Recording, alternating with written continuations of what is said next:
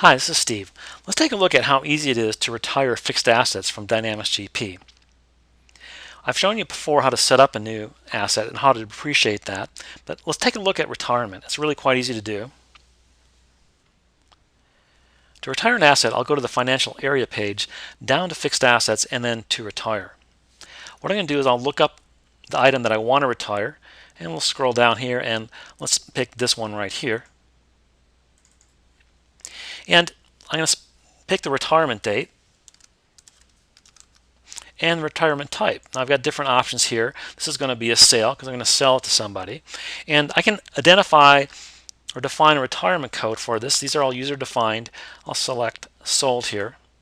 And now I've got three ways in which to specify how much of that asset I'm going to retire. It may be a quantity, it could be a cost, or it could be a percent. I'm just going to retire 100% of it, and the proceeds are going to be $200. So let me put that in here. Once I have those fields filled out, I can hit retire, which I'm going to do. And this is going to create a transaction in the fixed asset system. So we'll take a look at that. But first, let's take a look at the retirement inquiry. So we'll go down here to fixed assets inquiry, and we'll take a look at the retirement, and we'll look up that asset. It was 21. And you can see here the event and the time, and we can drill back into that and see an inquiry screen on that. So the next thing I would want to do is run the GL posting so I can take those transactions from fixed assets and put them into my general ledger. So let's take a look at that. Let's go down here and we'll hit GL posting.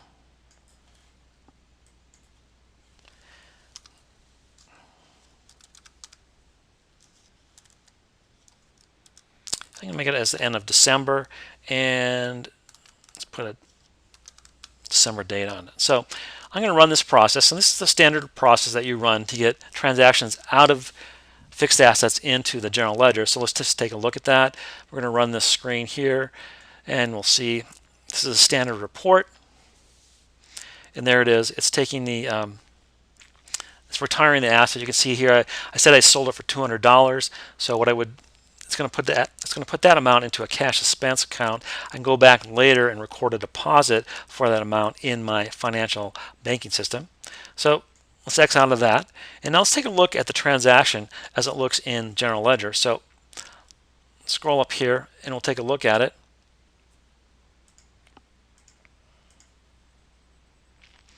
And there it is. You can see this is the entire transaction here. Let's open it up. And you can see that it backed out the purchase. It backed out any accumulated depreciation that was there, and it backed out the depreciation for the prior year, and then it recorded the gain and loss on that sale, and finally it recorded the $200 cash I received for that. So this is the complete entry, and this coincides with the entry in the fixed asset system. So now we've completed the cycle. We retired the asset, we took the transaction from fixed assets, put it into GP, and here's the general ledger. And that's it. It's really quite simple. The fixed asset system in Dynamics GP is one of my favorite modules because it works so well, and it really takes care of a big problem that a lot of people have when they have a lot of their fixed assets in Excel spreadsheets. It's much easier to manage them in Dynamics GP. If you're not already using fixed assets, you should really give it a try.